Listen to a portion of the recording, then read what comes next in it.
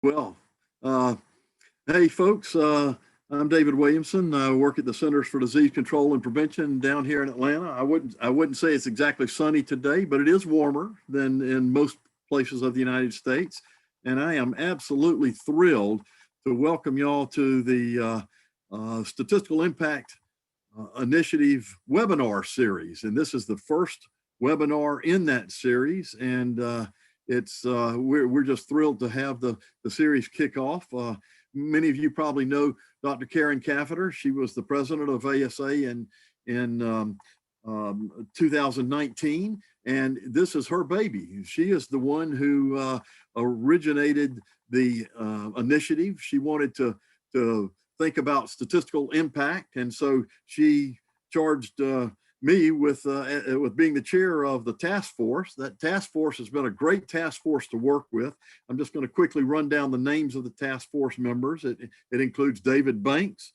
It includes Fred Halting, Hormuz Katke, Jerry Mulrow, Byron Schmucker, Jennifer Van Mullicom, and our MC for the day, Susan Paddock, who y'all can see on the screen there. Susan has been a real mover and shaker trying to pull the webinar together today. And of course, she knows a lot about automated driving systems. And so it was a logical for us to ask Susan to chair the webinar today. Karen and I go back a long ways, 30 or so years. We hosted her actually at the Centers for Disease Control and Prevention those 30 or so years ago. And so when she asked me to lead this task force, I was just very pleased to do so. So just a little bit about what we're talking about here, statistical impact.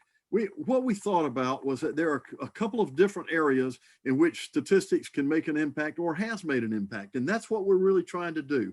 We're trying to identify areas that are ripe for statistical input and guidance. That is, areas that may not have had a lot of statistical input so far. And so that's one area that we're trying to identify. And then of course, the second area is statistics has already made an impact in so many different areas. So we have those two arenas to pull from for our Impact Initiative webinar series. And this particular topic is one that kind of falls in between. It's one in which most of the lay public is probably not aware of all the statistics that has already been contributed to this particular topic. And so but it does fall in an area that's still ripe for statistics and for statisticians to contribute.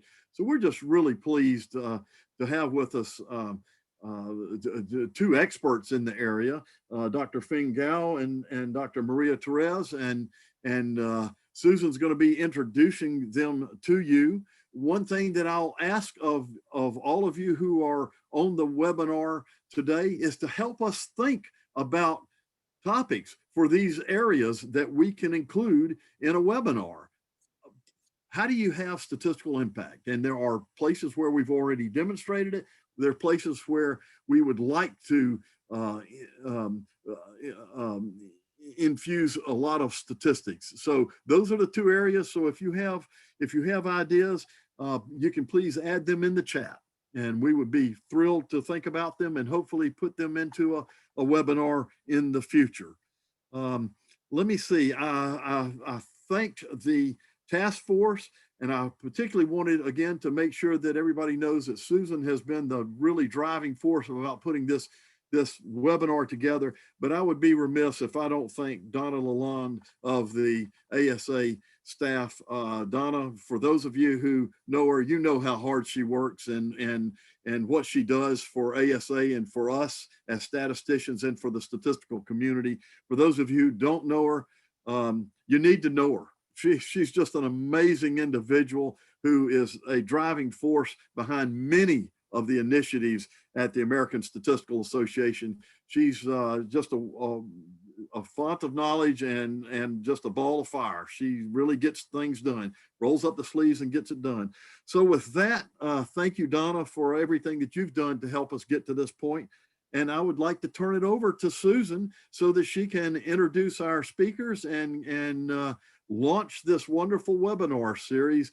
The presentation today is called Exploring the Impact of Statistics in Automated Driving Systems. Susan, take it away. Great. Well, thank you very much, David. And thank you everyone for being here this afternoon. It's terrific that you're able to join us. And so I'm very happy to introduce Feng Guo. He is a professor in the Department of Statistics at Virginia Tech, and he's a lead data scientist at Virginia Tech's Transportation Institute. He's been actively engaged in both methodology and practice research on quantitative transportation modeling, especially in traffic safety evaluation. And his major areas of research interest include the analysis of naturalistic driving studies, transportation infrastructure safety evaluation, the evaluation of proactive safety devices for vehicles and automated driving systems. Feng has served as the chair of the Transportation Statistics Interest Group of the ASA, and he's a member of the Transportation Research Board Committee on Statistical Methods. He received his PhD in statistics and his PhD in transportation engineering from the University of Connecticut. I'm also very pleased to introduce today Maria Terrace. She is a senior data scientist at Waymo. And Maria is part of a cross-functional team of data scientists who collaborate with engineers across the company to compute metrics related to safety and quality of Waymo's autonomous driving technology. Prior to joining Waymo, Maria was a data science researcher at the Climate Corporation, which is a leading digital agricultural company. Her educational background includes a PhD in statistical science from Duke University, followed by a postdoctoral position at North Carolina State University, where she worked on spatial and environmental modeling. So I will start by asking you all some questions, and I'll start with Feng. Can you tell us a bit about your work with self-driving cars? Sure. Oh, thanks for the introduction. I'm excited to attend this webinar. So I have been working on transportation safety modeling for more than 10 years. As you talked, I have a joint appointment with Virginia Tech Transportation Institute, which is one of the largest group focused on transportation safety and automatic driving systems. We have a university, National University Transportation Center focused on automated driving systems. And we have several centers focused on different aspects of ADS, self-driving cars, trucks, human behaviors. So I have opportunity to work for dozens of different projects, working on issues associated with self-driving cars, for example, crash prediction, assessment, how drivers interact with a self-driving cars, unless it's level 5, you still need to interact with cars, and safety evaluation of some enabling techniques such as the forward collision warning systems, lane departure warning systems. So currently I'm working on a project sponsored by the National Highway Traffic Safety Administration. So we are using a data-driven approach trying to identify testable cases for self-driving cars. Great, thank you, Feng. And you mentioned one term, level 5. I'm not sure if everyone who's attending understands the 5 levels. Do you just want to briefly explain? So essentially, like at lowest level, level 0 is basically full manual. And once you get into level 1, 2, you got some automations like adaptive cruise control, lane departure, like lane keeping systems. Once you get level 5, it's fully automatic. You don't just sitting, and then it will drive you to wherever you want. Great, thank you. And Maria, will you please tell us about your work with self-driving cars? Sure. Thank you again for having me. So I'm a data scientist at Waymo. For those who may not be familiar, we're a self-driving car company that grew out of the Google self-driving car project. We're now our own company within Alphabet. And we have autonomous vehicles driving on public roads every day with no safety driver transporting members of the public around in Phoenix, Arizona. My team, we work with people across the company. I work with members of our safety evaluation board, sometimes interact with legal, with product, and with the engineers who are developing the onboard software for the vehicle.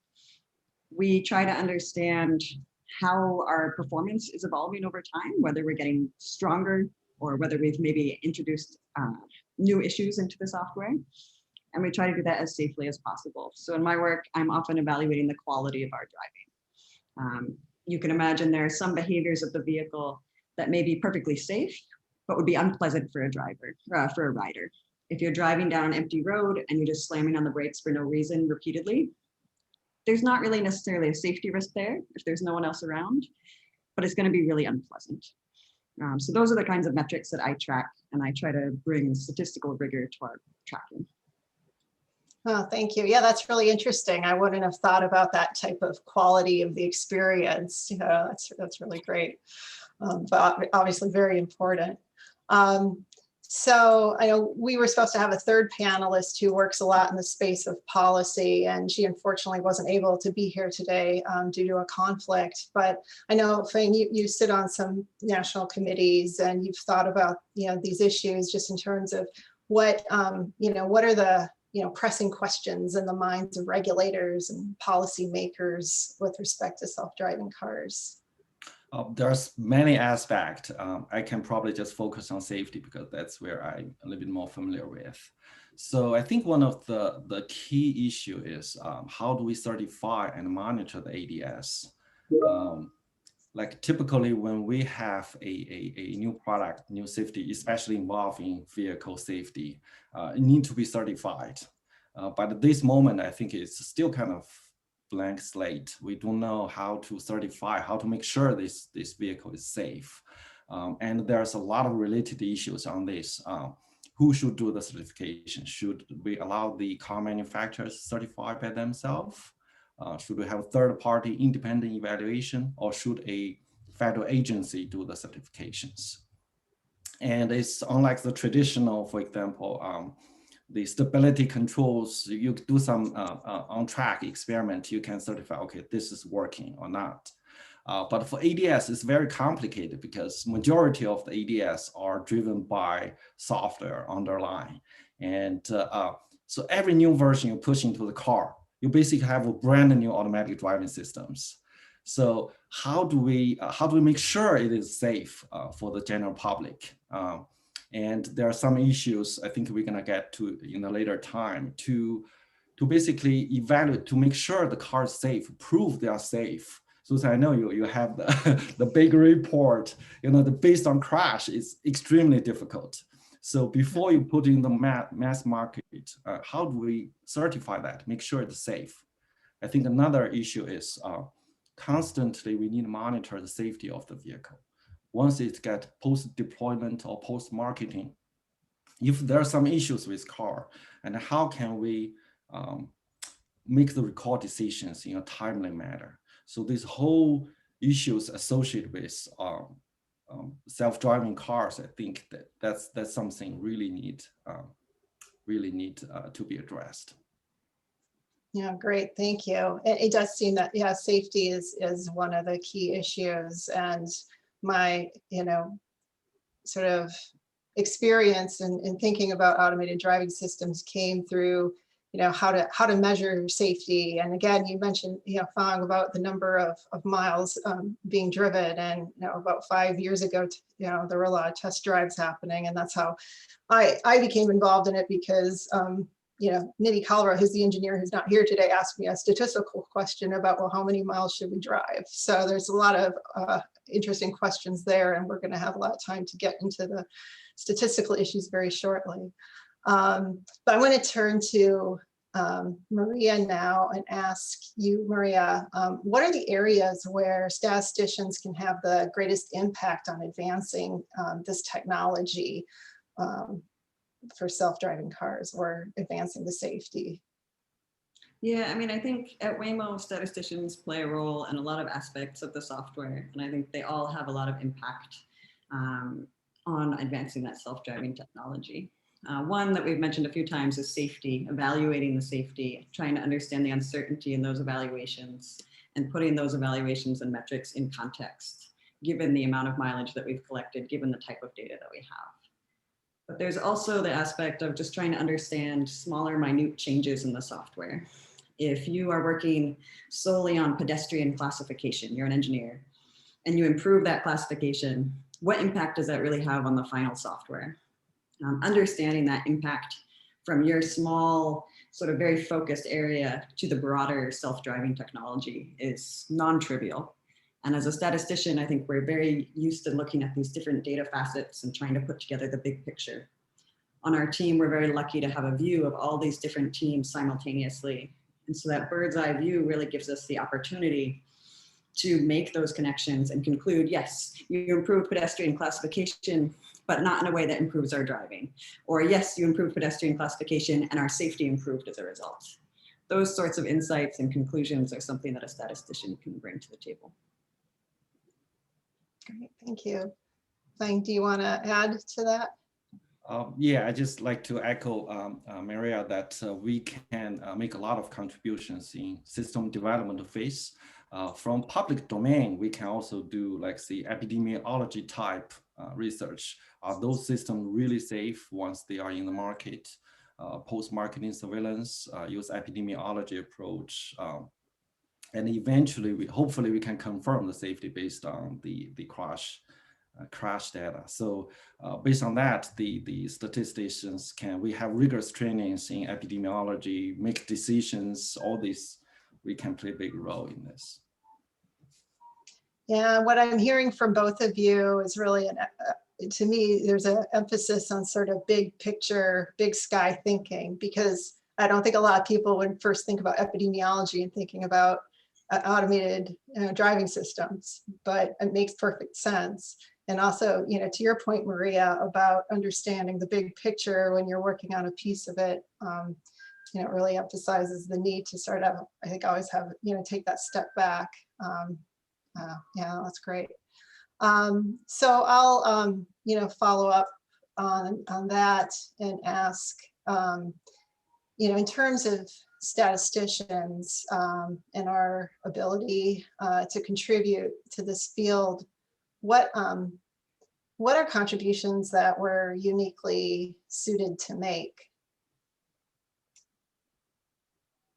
Maria, do you want to start? Sure. So I would say that uncertainty quantification is really at the core of a statistician's training, and it's something that gets lost in a lot of other fields, I would say. It's very easy to just look at a point estimate, look at a single mean value or a single median if you're feeling a little bit fancy. But to understand the sort of the uncertainty associated with those metrics, I think it really does take a statistician or someone with training in statistics. And so not only do we have that uncertainty component, but we also recognize situations that need a statistician's thinking that other people might not even realize a stats person would be helpful. So you can imagine things like multiple testing.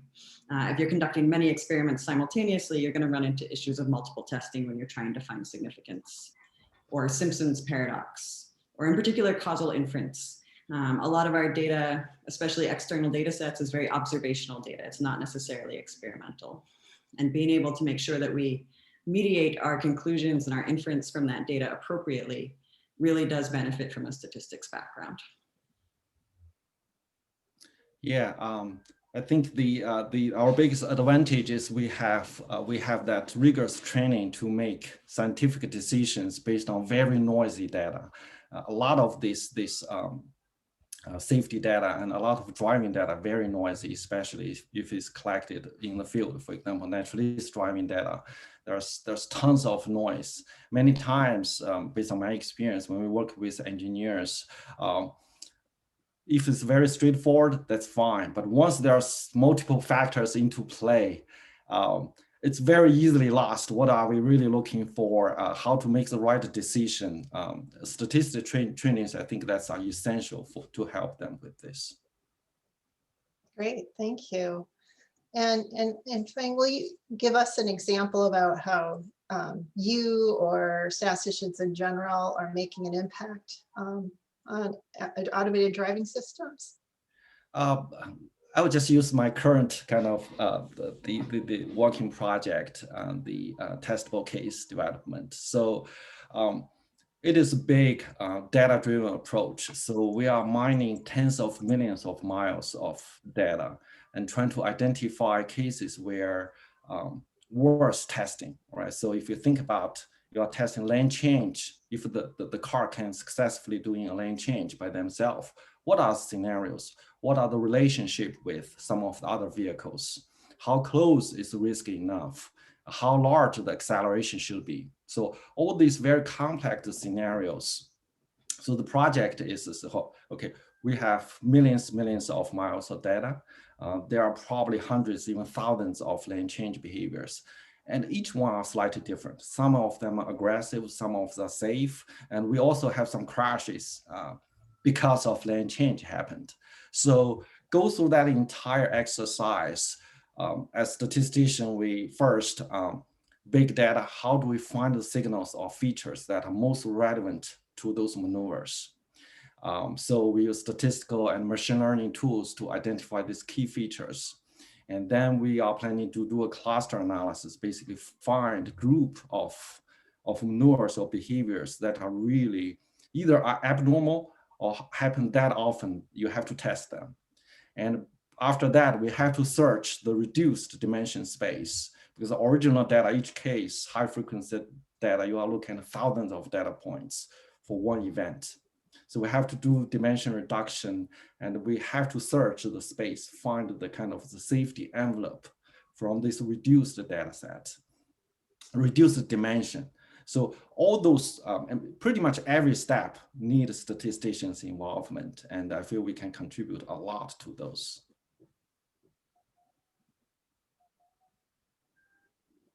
Maria, would you like to add to what Feng said? Sure. I think another example that we've touched on several times actually at this point is just safety evaluation.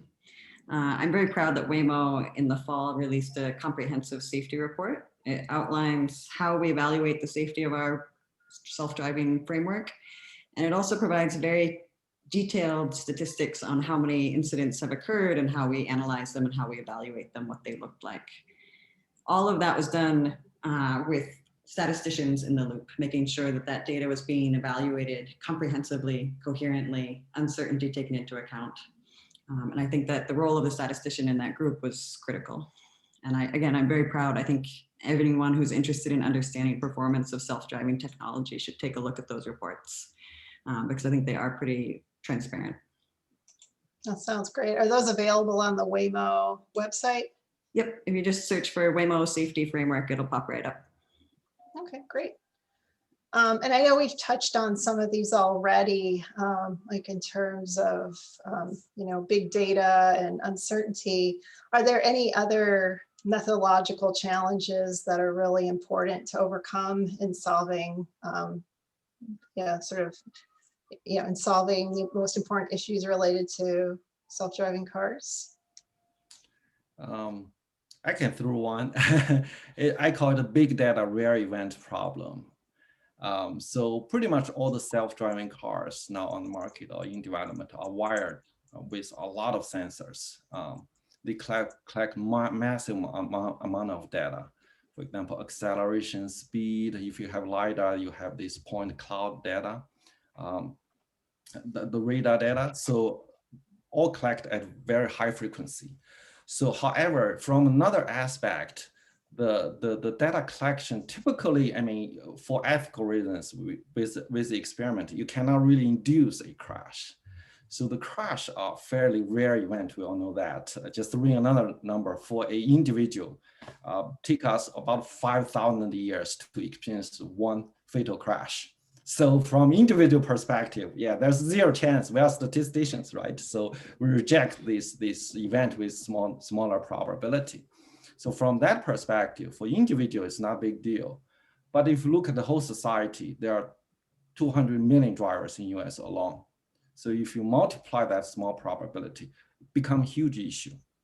So the dilemma or complication is when we develop or testing those, we do not have those large driver population to collect data on. So pretty much all the tests are on a small scale. So I think some of the random report already show that clearly.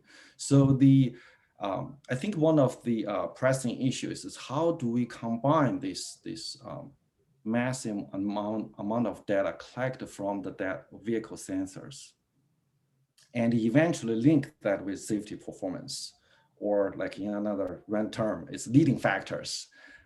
Is near crash good? Is high G-force event good? High G-force event, we already showed there's good correlations with crash risk. But there's some debate and thought processing now going on. Is, okay, self-driving cars, their driving acceleration is dictated by the algorithm, right? So for human drivers, it can be linked with crash risk. But for ADS, how that gonna behave? Can we make that connection in ADS cars? That one is still not clear. And from statistical point of view, apparently, based on the traditional power analysis and the traditional Poisson regression, we will not be able to confirm or verify the vehicle is safe before release to the market. So how do we connect from this kind of surrogate or say leading factors to safety? I think there are the rare event modeling. So can we develop something not solely rely on the ending, kind of gold standard crash to do the evaluation? What are the statistical models collect this hierarchy of safety event? I think that's one of the area. I think it's very challenging, but it should be done. Yeah, and I would agree with a lot of what you just said, actually, that especially when I talk to data scientists at sort of internet-based big tech companies, when they can conduct experiments all the time, constantly, they can have a huge sample size very easily. At Waymo, as you said, we're limited in what experiments we can run because we need to ensure that everything we do is as safe as possible. And we're also limited to some extent in our sample sizes. As you said, we have a depth of data. We have many sensors on the car. We're collecting that data constantly. So in any moment, you have a huge depth of information. But we can't have 10 billion cars driving in Phoenix, Arizona at the same time. It would just flood those cities and we would just be driving with ourselves. That just wouldn't work out. So we have a natural sort of limit in our sample sizes. That sort of smaller sample size with huge depth is unusual in the industry, I would say. And similarly, the rare event statistics. So a lot of metrics throughout industry in particular, it's good enough to have an average behavior that's good. If you increased the average revenue of some ad by a certain amount, great.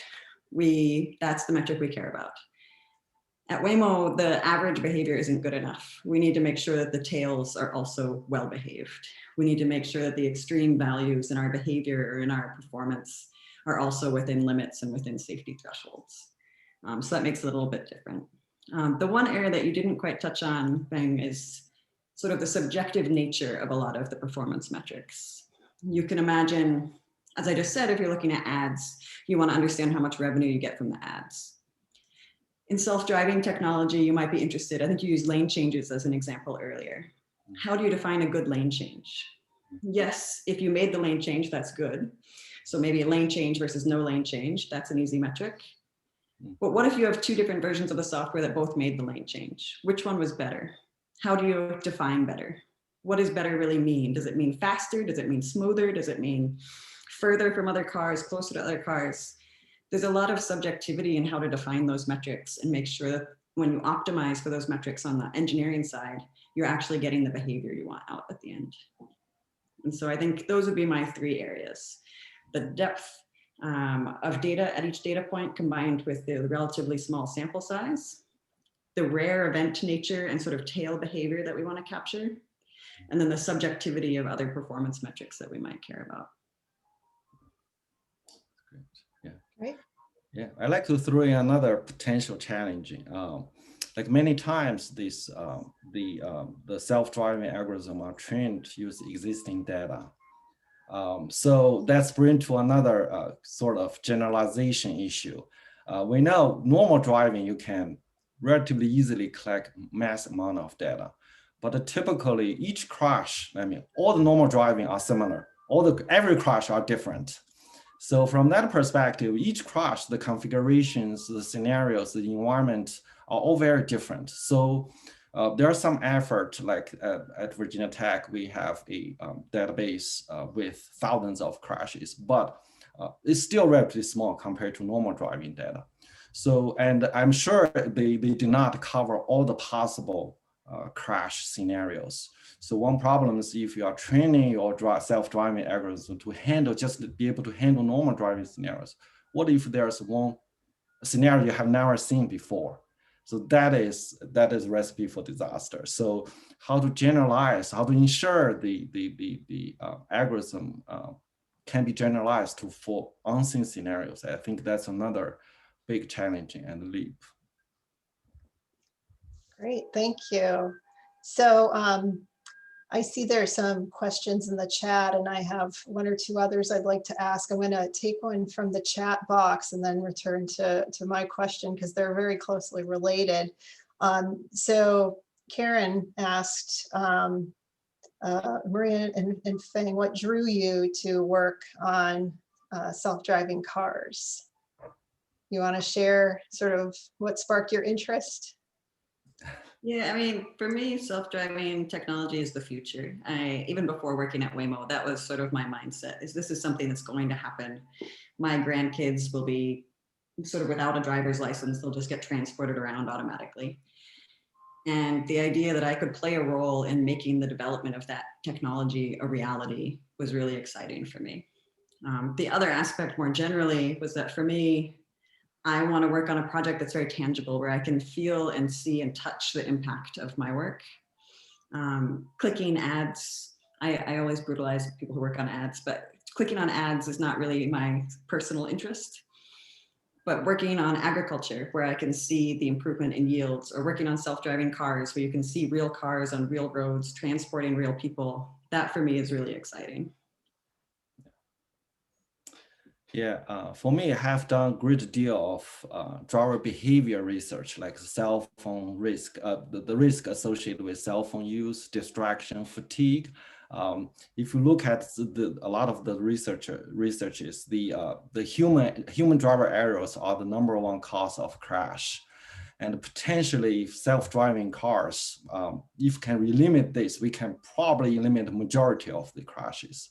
So I think that's one very promising direction.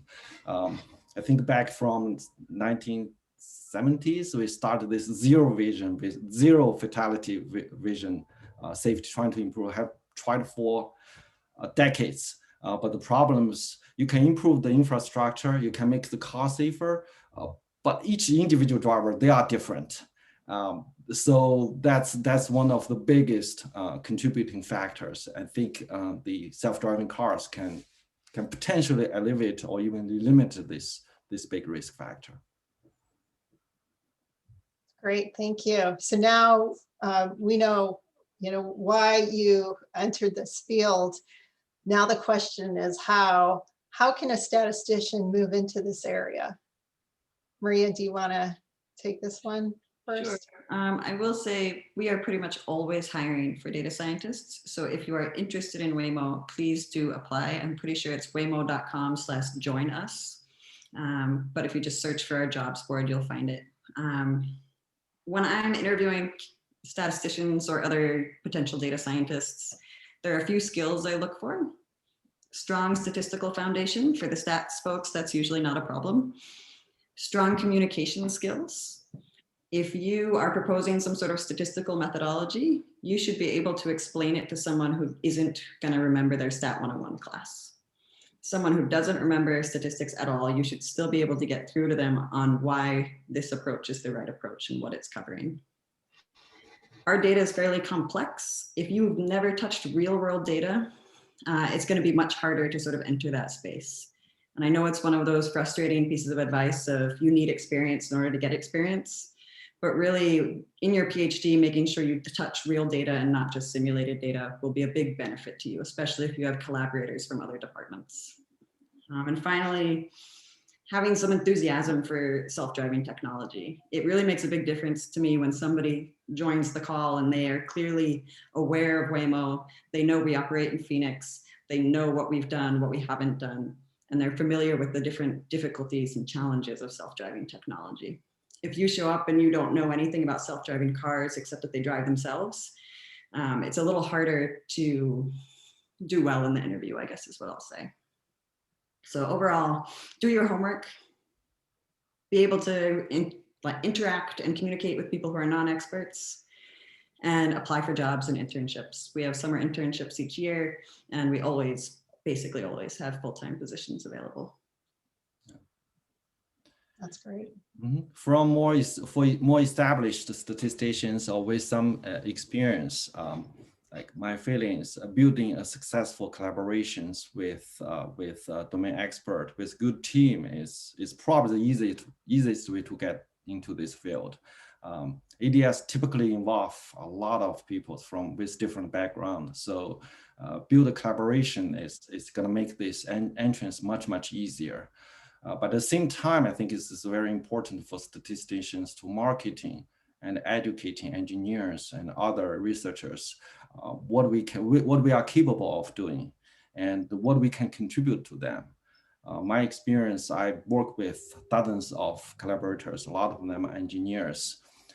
At the beginning, they are very suspicious about why, I mean, engineers throw a book at a graduate student, half semester later, they can do regression, they can do all the stats analysis. But I think by marketing, educating the engineer, the depth and rigors of the statistical analysis, if they realize the value we have, they're gonna invite us into the team and find the proper question for us to work on. Excellent. Okay, so I see a question in the Q&A and some questions in the chat, and we could take a few minutes to try to answer these. So let me see if I can kind of scroll up to what appears to be the first one. So do the panelists have thoughts about cybersecurity and AV systems? And if you don't, that's okay. But if you happen to have any thoughts you'd like to share, someone is curious. I will just say that for Waymo, safety is the utmost importance, and that includes safety in all aspects, whether it's the hardware, the software, or any of the other sort of potential safety glitches that you could imagine.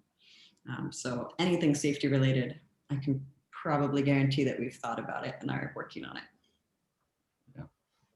Cybersecurity definitely is one of the main potential safety concerns, especially with all those over-the-air update.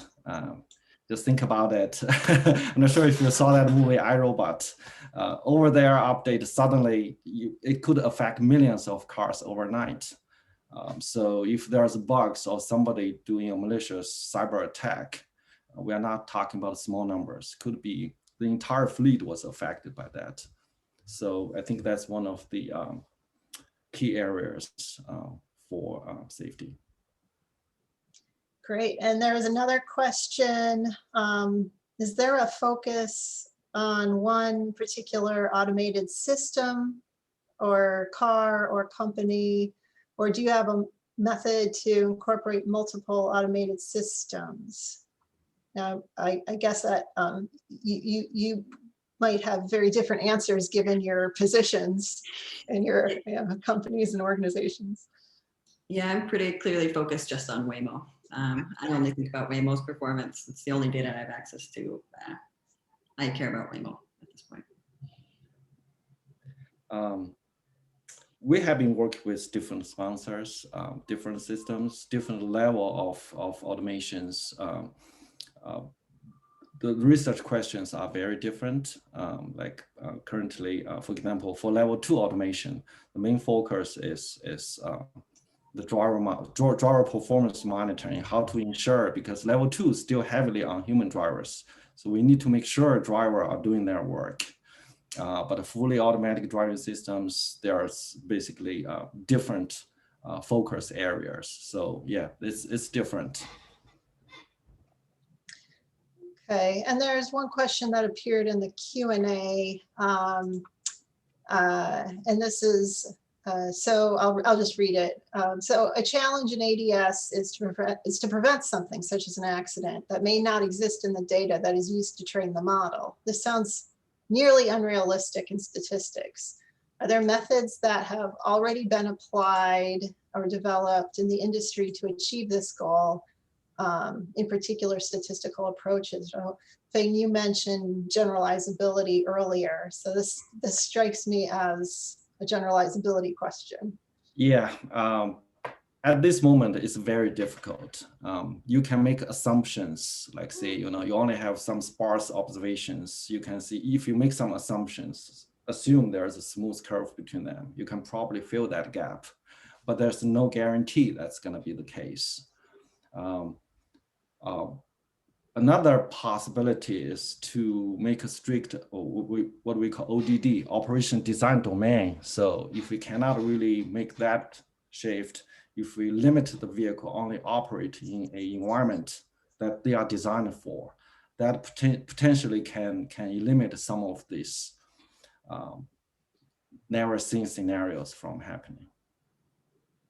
Yeah, I guess I will say, I'll add that in our case, we look at a variety of data sources. So we have on-road driving from our own vehicles, driving around a variety of different cities, but driving in autonomous mode.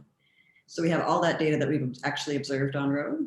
But we also have a huge simulation component to our analyses, where we can simulate other agents, we can simulate ourselves, we can simulate pretty much any scenario that we can think of within that environment. We also have our external data sets as well. And so we do get a diversity of events and situations beyond what you would experience as a single driver just driving around in your home. In terms of statistical methodology, I guess I would agree that, and I would say this is something exciting about Waymo and self-driving, is that out of the box tools are generally not going to apply to the type of data we have. You need to develop new methodology. You need to think very critically about what this data looks like, where it came from, and what the distributions and uncertainty assumptions you want to make are. Great.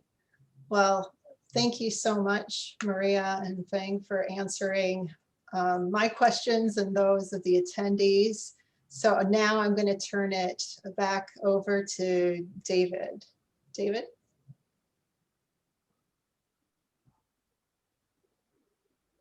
Yeah, thank you, Susan, and thank you both for answering questions and providing so much insight into automated driving systems.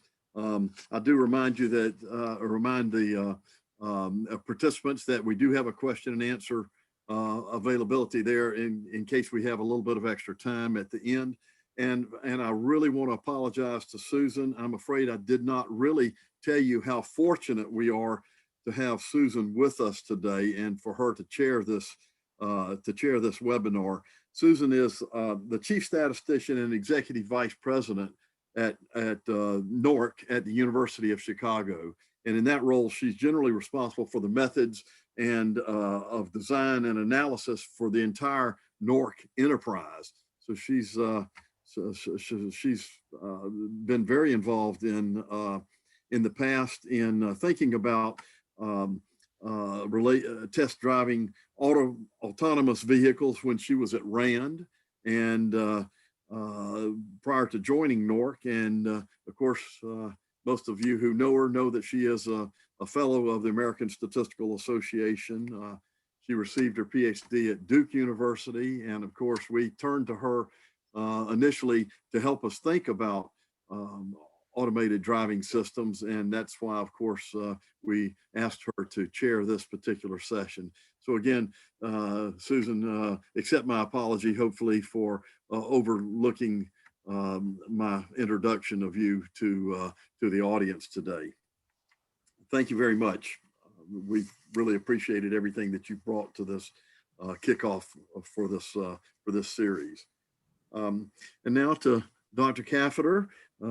Yes, Karen and I, we have known each other for a lot of years. We were fortunate enough to host her at CDC many years ago when she was still at Hewlett Packard, in fact.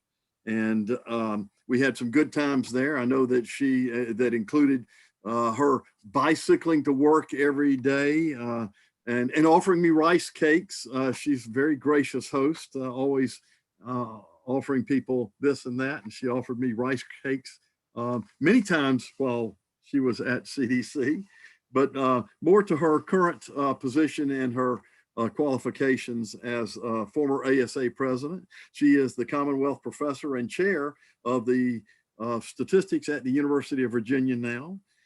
She received her PhD in statistics from Princeton University, studying under the esteemed John Tukey and late John Tukey. I know, and Karen has many stories to tell you about Tukey, which is very enlightening. She's held previous positions at the National Institute of Standards and Technology. Also, I mentioned at Hewlett Packard. She was at the National Cancer Institute. And before she moved to the University of Virginia as chair, she was at the University of Colorado, Denver.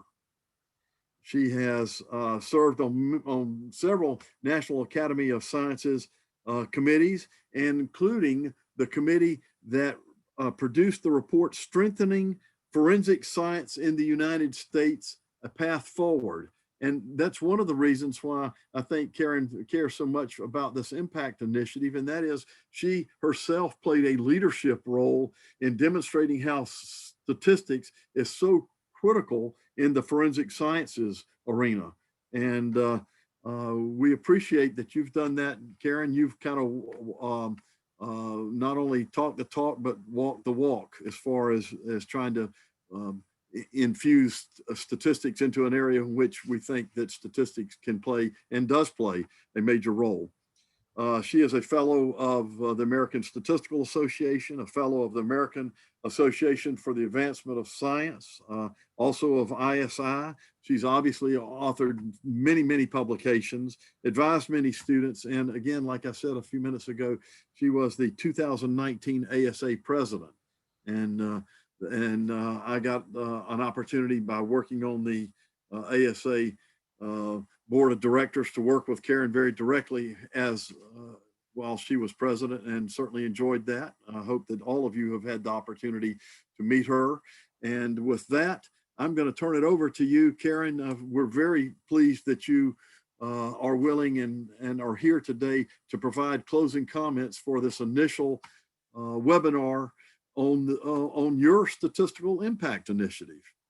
Thank you so much, David. And I'm going to take the first 2 minutes to ask a couple of questions from Maria and Fang.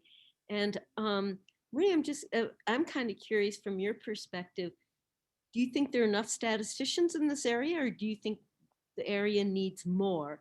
And I mean, would you say, you know, a few more, lots more? And another question that occurred to me is you said that you were expect your grandchildren to not even have driver's licenses. Everything's going to be autonomous vehicles. How fast do you think the US is ramping up, and how does it compare to the other countries? So in my opinion, we need more statisticians, at least at Waymo. As I said, we're constantly hiring, and some of that is that we interview, but don't get enough pure stats background folks. PhD statisticians are somebody we really covet, and I would strongly encourage you to apply. We are looking for you and want you. I think everyone at Waymo would say that their part of the company needs more people. We're growing, we're essentially a startup. So I'm probably not alone in feeling that we need more people, but I personally, as a statistician, think we need more stats folks. So yes. Your second question, I don't know what sort of answer I can give you that would be that helpful. I guess I will say I grew up in the middle of nowhere in New Hampshire, and those roads are dirt roads with very real winters. Power goes out, trees fall down, very complex situations for self-driving cars. And so I can imagine that that sort of environment is going to take longer for us to robustly and reliably drive in an automated fashion than someplace like Phoenix, Arizona. So I think I hedge my bets by saying grandchildren, because my children won't be getting their license that long from now. But I think I'm also taking into account the diversity of environments, particularly within the United States, weather, mountains, rural areas, and so on. Good point. Okay, thank you. And Feng, a question for you. When somebody was describing not knowing what was going to happen, yeah, I mean, you have to plan for safety issues and how to respond to adverse events when you don't even know what might happen. Sort of reminded me a little bit of, didn't they have to encounter this in the aviation industry? I mean, and that can still happen, right? And that's the same kind of situation where you can't throw a million planes into the sky and see what happens. It's on the order of hundreds at any one time. So to what extent do you think there's a way of utilizing the experiences of the aviation industry to plan for how problems can be addressed in the AV industry? Yeah, absolutely. We did learn a lot from the aviation industry. For example, there's up to level 5 automatic driving systems. Level 3 is the one particular kind of itchy one, because level 3, the general idea is you can drive, but if the vehicle feel, this is too complicated, now I hand back to good luck to handle that. So basically, if you ask aviation expert, they will say, they're never going to work. So a lot of those human machine interaction we can learn from aviation. But at the same time, the aviation actually is a much simpler driving environment compared to cars. Oh, I guess you've got a good point. I mean, you're up in the sky. Yeah. Yeah. Versus, yeah, that's a good point. Okay. Thank you very much. And so I'm just going to take about 3 or 4 minutes, and I'm sorry, I forgot to share my screen here. I'll just end with just a couple of brief comments. First of all, thank you to everyone who's here today. I was actually kind of glad that we've lost less than a third of the audience over this time. So it shows some real interest in this, especially to our fearless leaders here. And Donna Lalonde, without whom it probably would not have actually been implemented. I just want to say something about how this initiative came to be and challenges for statisticians anytime they're encountering new areas, and how we can become indispensable, as well as maybe if there's a couple of minutes we can have people jump in with what they think are possible new areas. But it occurred to me that too often other areas, domain scientists jump in before we do, and I've got an asterisk there in a second. But big data seem to have been taken over by computer scientists. This is a true story. A member of our ASA board was on a telephone call yesterday with a computer scientist, and that computer scientist said, "So why didn't you come up with logistic regression? Why is it that the computer scientist came up with it?" So we all sort of laughed at that and thought it was kind of funny. What can ASA do to guide statisticians into new areas? And that was really my focus for this initiative. And talk about a vague initiative. I mean, how do you even start? But I was really pleased that David and Donna, and what a terrific task force I put together, I will take full credit for that, came up with ways, for example, this webinar, that we can start guiding statisticians to working into new areas. And David was a perfect chair for this because, as you may know from his very diverse career, he's been called into many new areas for statisticians, and it really has been just like a playground for him. And as we know, new data problems lead to new research in statistics, so it's a great opportunity. The happy exception I will say is that I don't think that statisticians, very many people had even heard of them until the COVID-19 pandemic, which is a sad way to be recognized. But I thought it was very interesting. On the PBS NewsHour, Judy Woodruff asked him something about the review of trial data. And here's how Anthony Fauci responded. He said, "It's made by an independent group of scientists, virologists, ethicists, statisticians, blah, blah, blah." I would like to point out he did not say data scientists. He said statisticians. So I was very pleased to see that. What are some of the challenges for statisticians in new areas? One of them, I think, is just what a preconceived notion of a statistician is. When I was working at Hewlett-Packard, I'd get these PhD engineers coming up to me saying, "So what do you do at HP?" And you knew what they were thinking. They were thinking accountants, our baseball statistician, according to our baseball statistician, there have been 5 runs and 6 hits and 6 errors. How do we communicate our value without, and I'm quoting Ramganatha Desikan's paper, coming across as saviors or policemen or policewomen of the scientific world can only hamper our effectiveness. Now I asked Karen Pon, who is my PhD student and works with Maria, what she found were the valuable stat classes when she was a student, and she said exploratory data analysis, analysis of large sparse data sets, sampling, experimental design, pretty much what Maria was saying. And most importantly, echoing what Maria said, statistical consulting, really any classes requiring presentations have helped in practicing how best convey information to audiences with a wide variety of background. So those of you who are educators on this call, boy, keep those presentation in the requirements for your classes. How do we become indispensable? So this was the title of one of my president's columns, and it was motivated by this story from NPR's Morning Edition. Noel King started out by saying, picture this. In the early 1950s, a young guy is working at a desk deep inside the Federal Reserve Bank of New York. He complained to his wife he has no future there at the Fed. He's not a banker. He's not a lawyer. He's a lowly economist. That's the way life was for economists in the 1950s. That was Paul Volcker. He became one of a small group of economists who made themselves indispensable to US presidents. How'd they do it?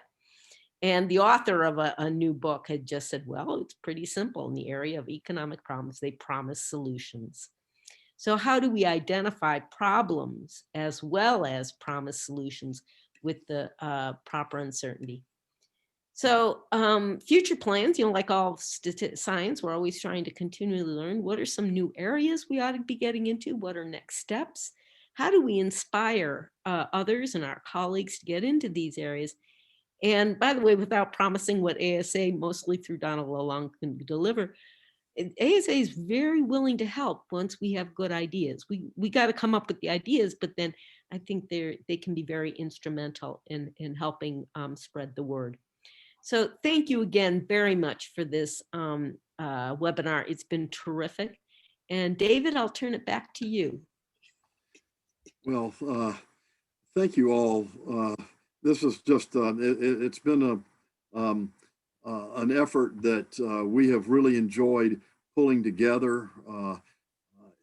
It's been over a couple of years in the making as we've tried to develop different ideas for how to demonstrate impact. How do we demonstrate that statistics has had an impact in the world? And fortunately, we have great people like Susan and Fang and Maria who have made and are making an impact for automated driving systems. We have great people like Karen who come up with ideas for us to think about and to challenge us.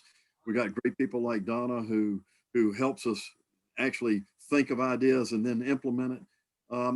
And we just appreciate all of you who have joined us today and helping us think about statistics and how do we make an impact. I mean, that's really what it's all about, isn't it? It's we want to make a difference. We want to make a positive difference, and statisticians and statistics can do that. We know it can do it. What we need to do is to demonstrate how we've done it and how we're going to do it. And so I challenge all of us to think more about how we can make ourselves like Paul Volcker, indispensable. That's a great example, Karen. I hadn't heard that before, and I'll remember that. And I would challenge all of us to do that. That's what we want to do. We want to be able to tell our bosses, tell our decision makers what it is that statistics can do for them. And that's what this series is about. And we're looking forward to having more ideas for this series. We're looking for more ideas for how do we demonstrate statistical impact. And ASA is here for us to help us demonstrate that impact. And so let's work with ASA. Let's work with each other to do that. So with that, I think it's a wrap. I'm really been thrilled to be a part of this and looking forward to our future statistical impact webinars. Thank you again esteemed speakers and participants. And thank you for joining us today.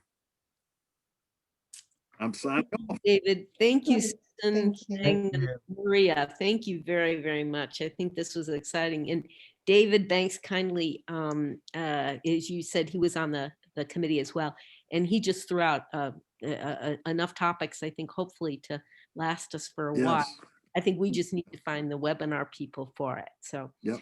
thank you very much. And thank you, Donna, for keeping this going. You know, presidents nobody ever remembers ASA presidents.